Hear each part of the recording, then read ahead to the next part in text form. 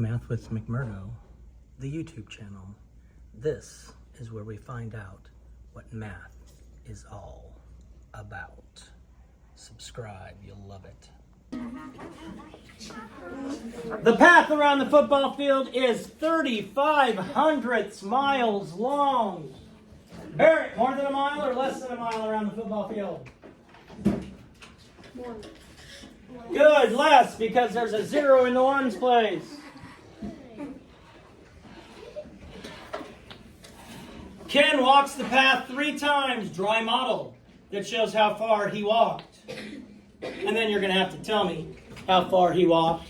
So you could draw a bar model and say, this is 3,500. This is 3,500. And this is 3,500. And try and figure out how much this is. That's a model you could do. You could do a model that 1 time around the football field is 3,500. 2 times around the football field is 3,500. And 3 times around the football field is 3,500. Which is, according to my calculations, less than a mile. Then I would have my equation where I would have 3 times 3,500, and that's going to equal m.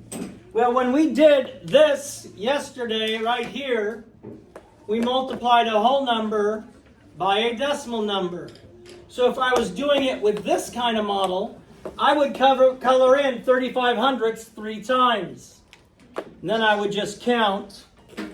Now, Barrett, 3,500s plus 3,500s plus 3,500s, is that going to be greater than or less than 1? Greater than 1. So 3 times around the football field is more than 1 mile.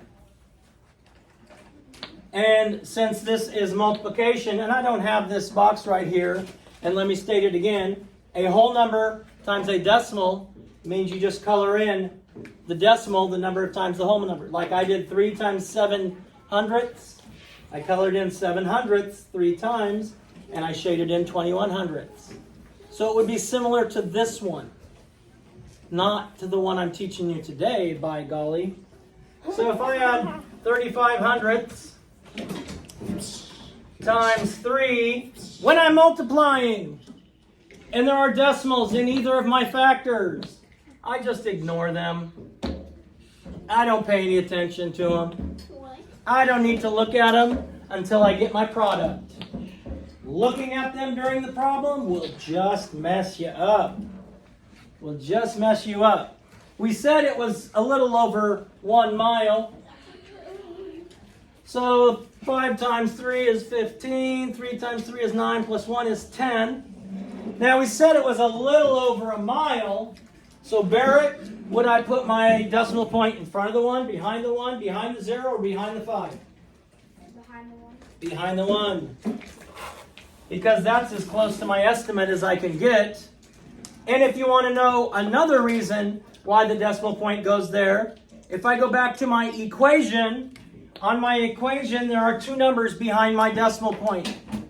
So if there's 2 numbers behind the decimal point in my equation, there has to be 2 numbers behind the decimal point in my product. I count the number of numbers behind my decimal point in each factor, put those together, and that's how many need to be behind it in my product. 1.1. Right. It's 1 I'm just kidding. 5. I'm just kidding. Okay. You're kidding good. Kidding good. He's kidding. We live with the right mindset. We can do anything.